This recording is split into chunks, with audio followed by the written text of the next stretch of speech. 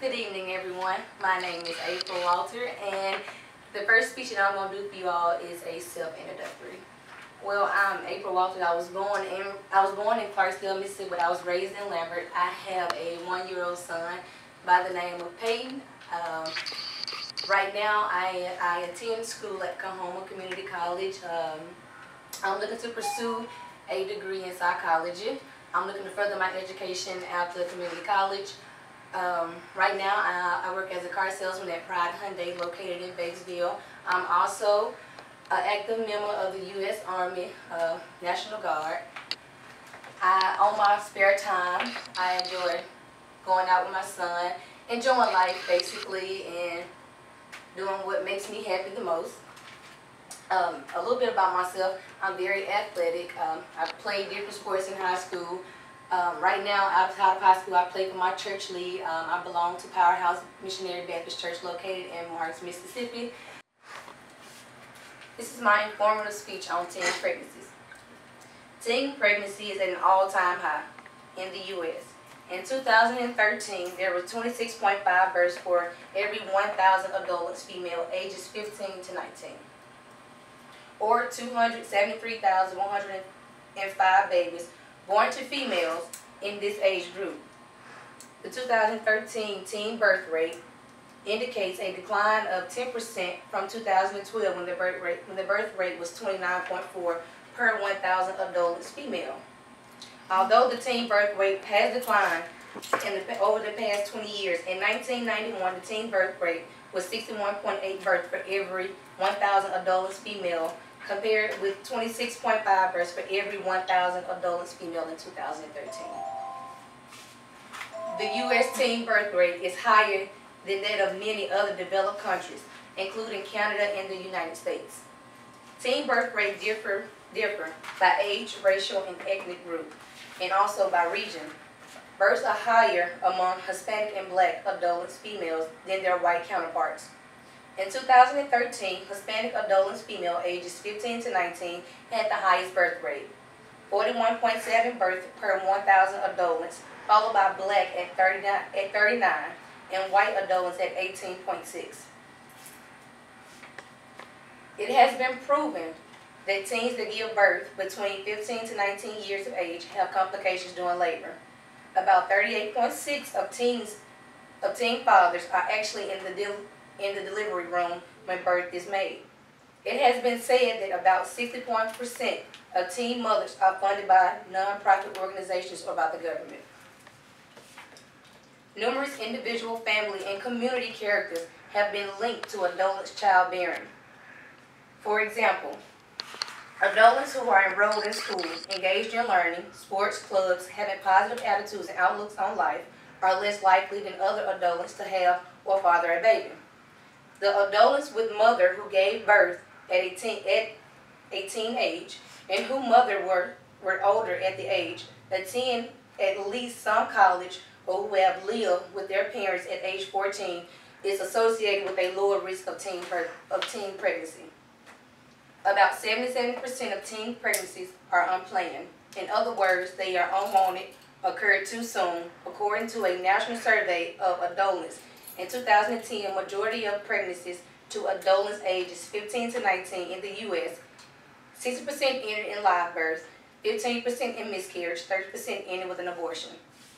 Teen pregnancy rate is the sum of all live births, abortions, and miscarriage amongst women. There are so many teen prevention programs that are available at most public and private schools, and is also offered at your local health department. The most accurate is family love and support and encouragement. The sources that I used to get those conclusions and numbers and also surveys was U.S. Department of Human Health Service, Whitman County Health Department. I also used internet sources, which was stateteen.org and also cdc.gov.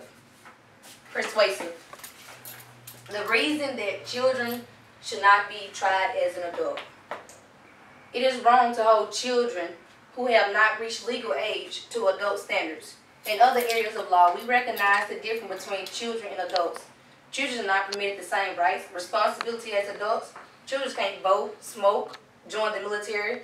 Because we recognize their inability to make adult decisions. Why don't we recognize the same difference in the criminal law? We don't say this is a very important election, so let's let the kids vote. We don't say this is a very important war, so let our children carry weapons and send them off to fight. So why do we say this case is different and this kid deserves to be treated as an adult and locked away in prison? Recent research shows and demonstrates that transferring children from juvenile court to adult court does not decrease the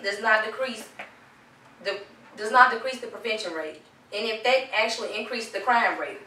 Children are positioned to reform and redemption.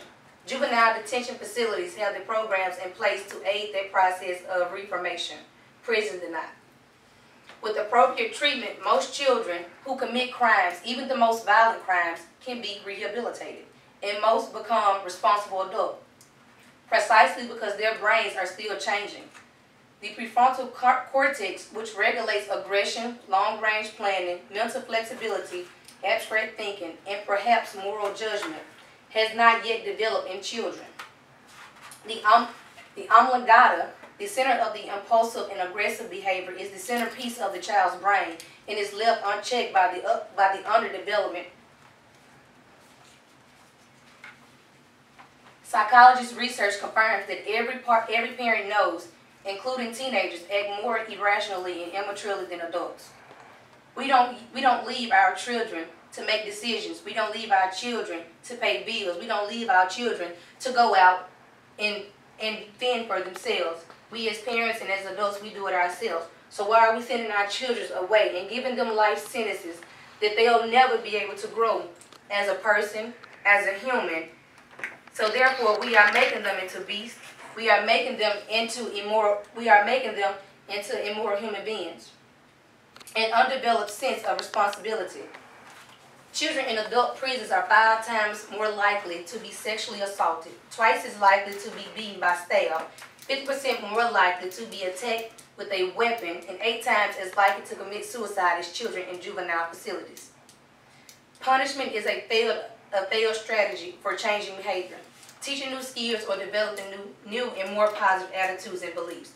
The only justification for inflicting harsh punishment is to deliver in accordance with the Testament, standards of an eye for an eye, and tooth for a tooth.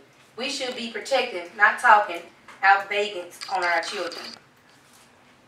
Contrary to the popular belief, it is the child and not his or her parents or guardian who must decide what to tell the police and defense attorneys, whether or not to allow attorney instructions, whether to testify, whether to give information to the prosecution, and whether to go to trial or accept a plea bargain.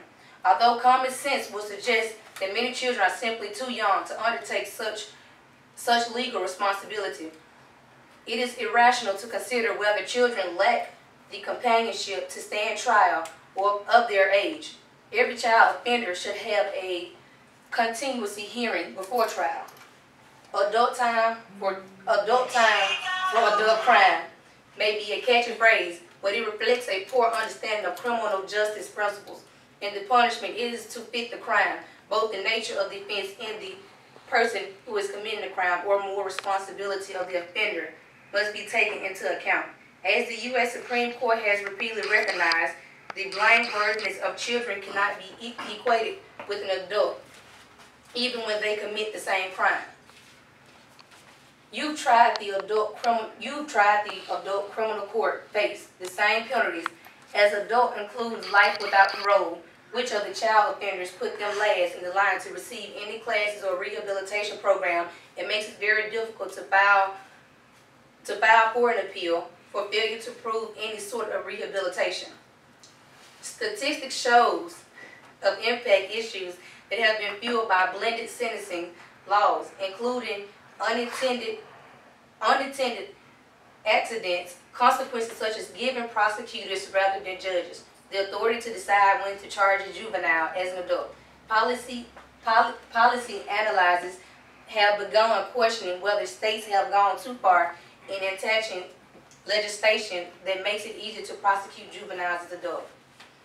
Every 100,000 children are held in adult jails and prisons with more than 3 out of 4 awaiting a trial.